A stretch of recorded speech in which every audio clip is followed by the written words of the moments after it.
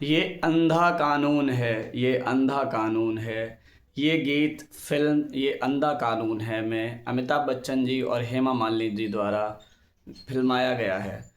ये गीत अब आने वाले समय में सार्थक नहीं साबित होता दिखाई दे रहा है, क्योंकि हाल ही में सुप्रीम कोर्ट के चीफ जस्टिस DY चंद्रचूड़ साहब ने अभी हाल ही में एक नई न्यायमूर्ति की देवी का शिलान्यास किया है। आपको बता दें कि ये न्याय की देवी, न्याय की मूर्ति जो स्थापित की गई है, उसमें विशेष बात यह है कि अब उसके आँखों से पट्टी हट चुकी है। जी हाँ दोस्तों, उसके आँखों से पट्टी हट चुकी है, यानी कि अब ये लाइन कहना बिल्कुल भी सही नहीं होगा कि ये अंधा कानून है। ये यही बात का मैसेज देने के लिए और इसी बात को समझाने के लिए किया गया है।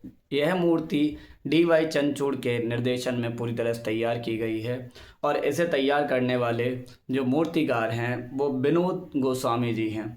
विनोद गोस्वामी जी का कहना है कि यह मूर्ति CGI जी के दिशा निर्देशन पे बनाई गई है और उनका मानना और उनका कहना था कि मूर्ति को कुछ ऐसा बनाया जाए जो भारतीय लोगों को जोड़ने में मदद कर सके और इस कानून की मूर्ति को भारतीयता का एक चोला पहनाया जा सके।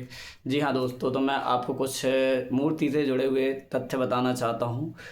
मूर्ति की जो हाइट है वो 6 फीट की है और इसका वजन 125 किलो है और इसी के साथ ये फाइबर ग्लास से बनाई गई है ताकि ये लंबा चल सके।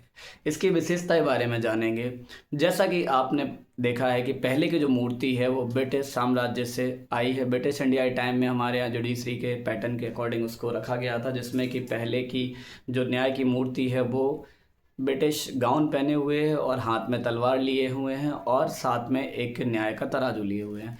तो दोस्तों, अभी जो परिवर्तन किया गया है उसमें विशेष परिवर्तन ये है कि जो पट्टी आंखों पर बंधी थी न्याय की मूर्ति पर वो हटा दी गई है और उससे ये मैसेज दिया गया है कि अब जो कानून है वो अंधा नहीं है, वो सभी को देखने वाला है। उसमें सही क्या है, गलत क्या है, कौन निर्दोष है, कौन दोषी है, सभी को समझने वाला कानून है। और इसी के साथ जो मूर्ति के कपड़े हैं या वस्त्र हैं उनको भी बदला गया है। पहले की तरह जो गाउन हुआ करती थी अब उस जगह पे साड़ी पहनाई गई है। इसी के साथ जो तलवार थी न्याय की मूर्ति के हाथ में, उस तलवार के स्थान पर अब संविधान की किताब को रखा गया है, जिससे कि संविधान की आस्था के बारे में बताया जा सके। और इसी के साथ आप देखेंगे जो तराजू था वो भी आज भी पहले से आज भी मौजूद है, जो कि समानता की बात करता है, न्याय की बात करता है। तो दोस्तों, इसी के साथ हम थोड़ा सा इस विषय से हट के एक और बात करेंगे, जो कि इस संदर्भ में है कि चीफ जस्टिस ऑफ इंडिया ने जो ये परिवर्तन किया है सुप्रीम कोर्ट के पुस्तकालय में इस मूर्ति को लगा के अनावरण करके, ये भारत को एक बहुत ही अच्छा मैसेज दिया है। और इससे कुछ ही दिनों पहले आपने देखा कि जो आपराधिक कानून थे उनको भी भारतीय सरकार ने बदला है, जैसे कि IPC को बदलना, CRPC को बदलना, इनकी जगह नए कानूनों का लागू करना और उन्हें भारतीय नाम देना, जिससे कि ये पता चल रहा है कि जो हमारी भारतीय न्याय व्यवस्था है उसका भारतीयकरण किया जा रहा है। ये एक बहुत अच्छी पहल है, बहुत अच्छी नीति है और जो कि अपने देशवासियों को देश से जोड़ने की कामयाबी को रखती है। साथ ही हम बात करते हैं कि न्यायपालिका की चुनौतियों के बारे में। दोस्तों, ये परिवर्तन जो है वो एक ढांचागत परिवर्तन है और ढांचागत परिवर्तन के साथ साथ अगर परिणाम जो है वो जो मुकदमे हैं अगर उनकी देरी से जो निपटान है अगर उसमें तेज़ी के साथ भी आते हैं तो ये एक सक्रियता और एक जो पॉजिटिव मैसेज है, सकारात्मक जो संदेश है वो जनता को देने में बहुत ही सफल रहेगा। आपको बता दें कि जब हाँ दिस अगस्त में 31 अगस्त के टाइम पे जब इंडियन जुडिशरी डेटा ग्रिड के द्वारा जब आंकड़े दिए गए तो पता चल रहा था कि 82,867 लगभग कुछ केसेस पेंडिंग में थे। इसी के बाद नवंबर में जब DY चंद्रचूड़ साहब ने CGI की पोस्ट पे पद ग्रहण किया तो उस समय लगभग यूं ही मामले 69,400 के लगभग कुछ अराउंड ऑफ में हुआ करते थे। और इसके बाद धीरे धीरे जब 2023 का एंड ऑफ का टाइम आया तो लगभग 80,000 प्लस कुछ मुकदमे आज भी पेंडिंग में रहे थे। अगर हम कंप्लीट पूरे मतलब कोर्ट की बात करें, जो कि डिस्ट्रिक्ट कोर्ट होते हैं, जिला न्यायालय होते हैं, हाई कोर्ट होते हैं जो कि उच्च न्यायालय होते हैं और सर्वोच्च न्यायालय जो कि सुप्रीम कोर्ट, अगर सभी की बात करें तो लगभग 5 करोड़ से ज़्यादा 5 करोड़ से ज़्यादा मुकदमे आज भी लंबित हैं या पेंडिंग में हैं।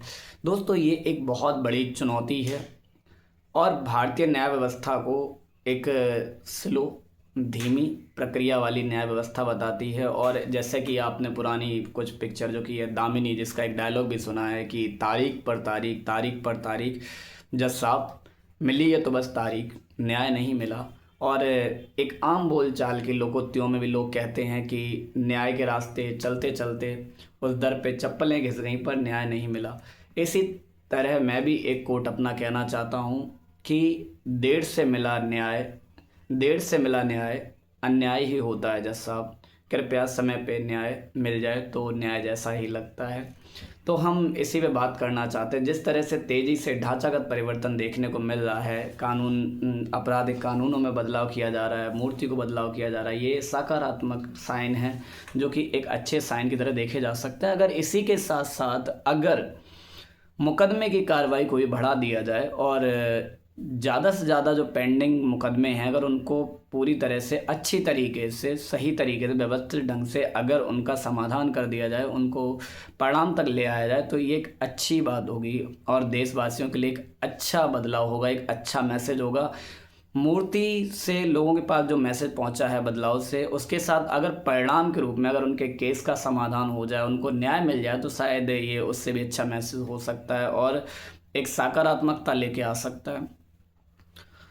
इसी के साथ न्याय व्यवस्था, न्यायपालिका की जो गर्मियों की छुट्टी यहाँ है, उस पर हमेशा से एक सवाल उठता रहा है कि आखिरकार अब भारत में गर्मियों की छुट्टियाँ कोर्ट में क्यों होती हैं। दरअसल हम आपको बता दें कि हमारे न्याय व्यवस्था में लेट होने के पीछे कहीं ना कहीं एक कारण छुट्टियों का भी है। अधिकतर देखा गया है कि भारतीय जो कोर्ट हैं या न्यायालय हैं, वो छुट्टियां जो है गर्मी की ले लेते हैं और बहुत ज़्यादा छुट्टियां होती हैं और ये हमारे प्रारूप में ही है।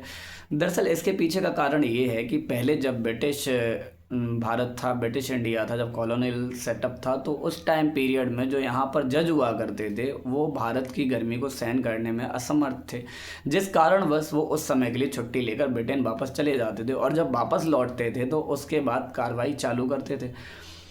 देखिए, अगर इस छुट्टी को अगर हटा दिया जाएगा तो संभवतः आप देखेंगे कि जो हम काम कर रहे हैं और न्याय व्यवस्था में जो जज साहब है जो काम करेंगे, तो बेहतर है कि और जल्दी न्याय मिलने की संभावना होगी और जो पेंडिंग केसेस हैं वो भी जल्दी से निपटाए जा सकते हैं और एक सकारात्मक परिवर्तन देखने को मिलेगा और लोगों में एक नई आशा, एक नई उम्मीद की किरण देखने को मिलेगी और न्याय व्यवस्था के लिए एक पॉजिटिव दृष्टिकोण भी देखने को मिलेगा। इसी के साथ मैं अपनी वीडियो को अंत करता हूं और आपको धन्यवाद कहता हूं। अगर आपको ये वीडियो अच्छा लगा तो कृपया लाइक करें, सब्सक्राइब करें और कमेंट ज़रूर करें और अपनी राय प्रतिक्रिया जो भी हो वो मेरे लिए कमेंट में डालना ना भूलें। धन्यवाद दोस्तों।